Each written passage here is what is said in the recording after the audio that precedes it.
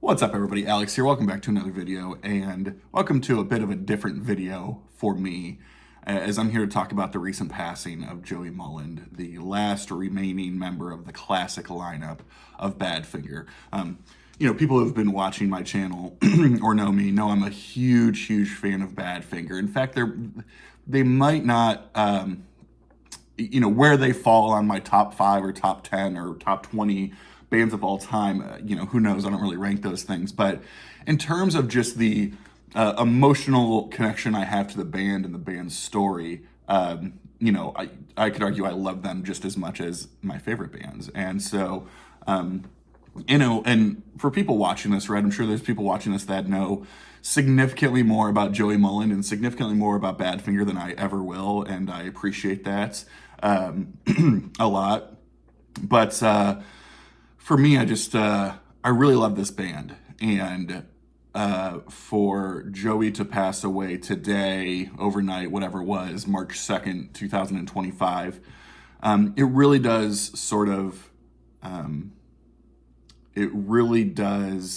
note sort of the end of an era, the closing of a chapter, or the closing of a story. And so I want to talk a little bit about Joey and Badfinger and show some music. I mean, that's kind of what I do. He was the last remaining member of the classic lineup. I'll show those classic lineup records.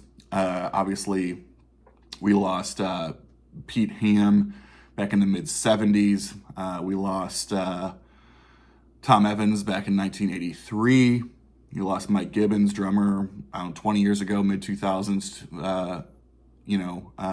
And the last remaining member was Joey, who had sort of been carrying on the Badfinger name. And what I don't want to go into is sort of the politics of the estate and of the rights. And I just, Badfinger were no strangers to music business things. And that's not what this is about. It really is about his passing. Apparently he had gone into some ICU high-level thing at the end of last year. He had been touring, he had been playing, and his partner was kind of giving some updates to people over the last several months.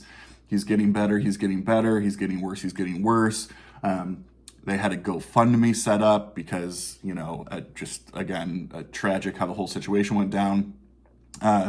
Sounds like some complications with diabetes and some other issues. And again, we were kind of given some updates that things were getting better, things were not getting better. He was in high spirit, all these different things. And so people knew that he was not in good health, but I think there was a general sense that he was going to pull out of this and that this was just like a kind of this was not a normal way of going out, I guess I would say. 77 years old. And so without a doubt, Joey Molland's imprint on Badfinger and kind of carrying on the legacy has been so incredibly important since he joined way back in 1970. And I just want to talk about those records a little bit. Again, knowing that some of you might not be aware of some of this stuff, I want to talk about it. So he joins, not an original member per se, but he joins with the band's second studio album, third if you count their record as the Ivies, with this incredible staple of a classic rock power pop hit machine. This is No Dice from 1970, of course, on the Apple label, great Beatles label. We'll say what a cover this is. Yeah, I mean, there you go. But Gatefold gives a great picture of Joey for us here. Yeah, guitar, vocals, played some other stuff. But some people ask me, they're like, Alex, like you're a big Badfinger fan. Like, where do I start? Where do I start? And with this record and the next one, and arguably the one that comes after it, that's where you start. You start with the Joey Molland era, I guess you could say. But yeah, this had obviously the huge hit Without You, that was made hella famous by Nilsson and then later by Mariah Carey. Midnight Caller, which is one of my favorite ballads they have. Bloodwind. So much great stuff on here. I think Love Me Do was an actual track by him. Not the Beatles' Love Me Do, but Yeah, I mean, this is a perfect place to start. Again, the classic era of Badfinger, where Joey Molland joins the band, and then sort of leading up to what a lot of people would call their masterpiece, including me, 1971 here with Straight Up. Here's Joey, looking hot.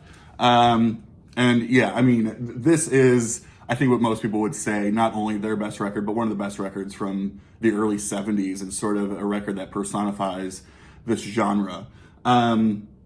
Outstanding on here, has the great Baby Blue, Day After Day, which was a huge hit for them. I love It's Over. I love Take It All. There's so many great songs on here. But again, Badfinger was a band. We could get into the sort of the ins and outs of who wrote what and who contributed this and who sang this, all this kind of stuff.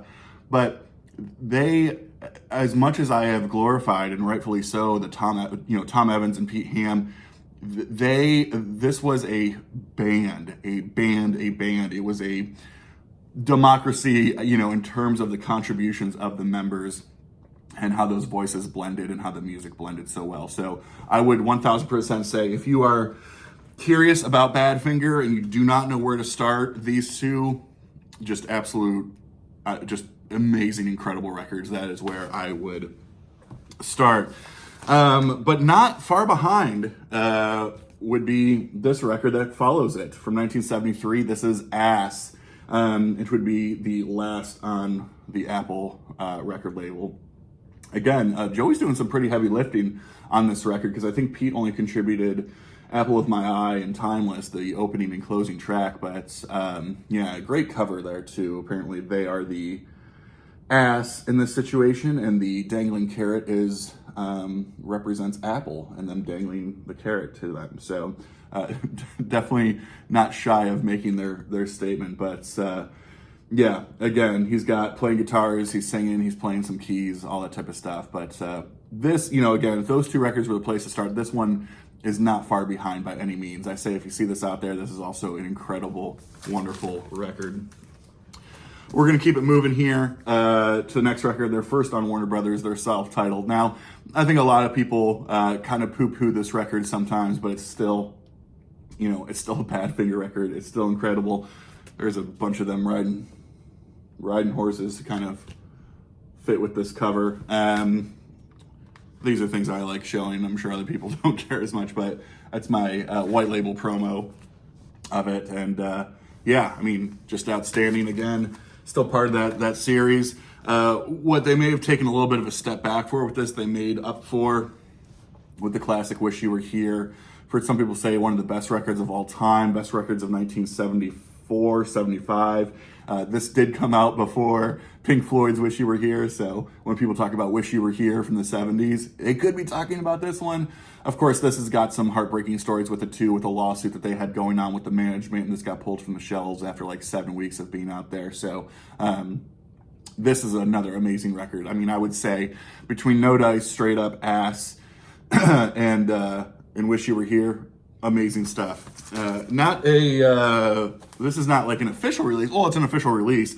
This was a Record Store Day issue from several years ago, 19 Rarities. So these were some outtakes, these were some demos, these were some, as they call, work in progress mixes from the two records I just showed, Badfinger self-titled, and then Wish You Were Here. So again, with Joey being the only remaining member and all the new, the stuff going on with the estate, all that kind of stuff, he was leading the charge on a lot of these things, and he continued to put out solo records as well. Here's kind of a fun, this has got its challenges with it, but it was organized and put together by Joey, but it is Badfinger Day After Day. This is on Ryko, a numbered edition with the Obi, but this was recorded live at the Cleveland Agora in 1974. I'm an Ohio guy. I've been to many a show at the Cleveland Agora, and so just has that amazing history and just rock and roll connection to all of it. So had to have it. Audio-wise, not great, pretty bad. In fact, I think like the snare, like the drums were like triggered in a weird way or like replaced. this sort of was what felt like a very like bootlegged thing that they turned into an official release. This is an official release. But yeah, it's just a cool kind of piece of history here to have for something like this. Again, at the Agora, all that type of stuff. So that was recorded back in 74, but the release on that was sometime, I think, in like the maybe late 80s, early 90s or something like that. Of course, after Pete Ham's tragic passing in the mid 70s, Joey and Tom and Mike kind of continued here and there. Specifically, I guess it would have been Joey and Tom, and put out this record from 1979, I believe. Airwaves. This was on Elektra. And yeah, I'll kind of show both of these because I think they kind of go hand in hand. And then 1981, you have Say No More. Both these records are kind of the post Pete Ham era Badfinger records, so they're not viewed as in high regard, but you still have Tom Evans on here, you still have Joey Molland on here. I don't think they ever released a bad album. These are not bad albums by any means. Do I compare them or put them up to these? No, but that's okay. They can still be good albums. So yeah, and Say No More, this was released in 1981, and then Tom Evans would tragically pass in just a couple of years later, and Joey had sort of been taking, again, that Badfinger sort of legacy over the years since everybody else had been gone for 20 years. So, yeah, it's just, it's one of those things you just sort of wake up to. And although I don't have a personal connection to Joey, I'd never seen him, I had never met him. It's not so much of the connection I have to the person or even like the artist. It is how much this band has meant to me and how tragic their story is. And this just feels like another sort of layer of tragedy on top of that. And certainly, closes the chapter, but not the book, because I think a lot of people would have said that the book was closed back when Pete passed, or back when Tom passed, or back when Mike passed. And I think in a lot of ways, people like me who get up on Sundays and hit play on their phone and talk to YouTube strangers and share, just thoughts and opinions. This is a band that means a ton to me, and they are completely well before my generation. And so I think in a lot of ways, the Badfinger conversation is continuing to grow. We'll say this closes another chapter, but I don't think it ends the conversation, although it is certainly just sad because it's the end of an era and another loss of life for a band that has experienced way too much of that. So that's all I have. Thanks, everybody, for watching. I do want to say our boy Matthew Street did an incredible tribute video on this, posted earlier today. I was kind of joking a bit with Matt of... just very lucky and grateful to not only share that experience, but there's not a whole lot of people on YouTube that talk about their love of Badfinger. And so Matthew Street and I have always used that as a connection point, I think, which is really cool and another reason to do these different things. So that's all. Hope everybody has a good week and take care and all that kind of stuff. And yeah, rest in peace, Joey Molland. Take care, y'all. Bye.